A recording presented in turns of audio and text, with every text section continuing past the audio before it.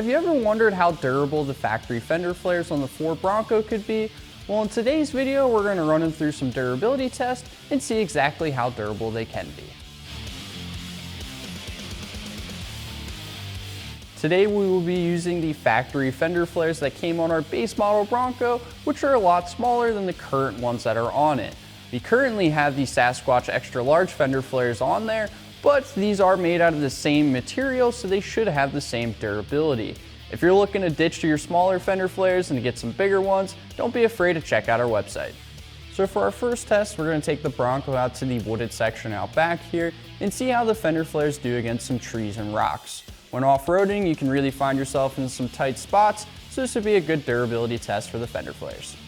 As much as I would love to run this test with the flare actually on our Bronco, our wheels stick out a little bit too far where we would actually end up hitting the wheel before the fender flare. So we're gonna make do with what we got.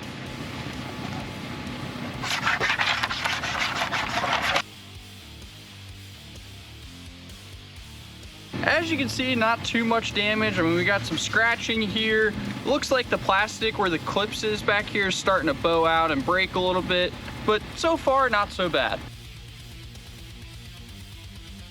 Well, the rock did a lot more damage than our tree. The inner plastic here is starting to split, and we actually cracked the fender flare up the middle here. Moving on to our second test, let's say you're down in the trail with a buddy and you took the fender flares off at one point, but you forgot to clip them back on all the way. Well, what would end up happening if the fender flare popped off and you or your buddy ran it over? Well, we'll find out here in a second.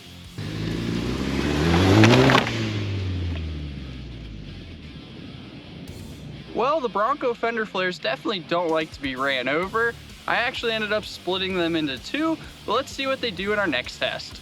So for our third test, we're actually going to see what would happen if the Bronco fender flare came off while you're doing about 30 to 40 miles an hour, and to see if it would end up surviving.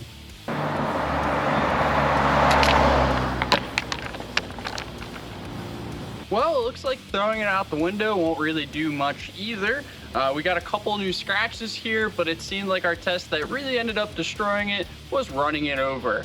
It's not a very big surprise there, but it was good to see how durable these fender flares actually are. I'd like to say that these fender flares can take quite a beating.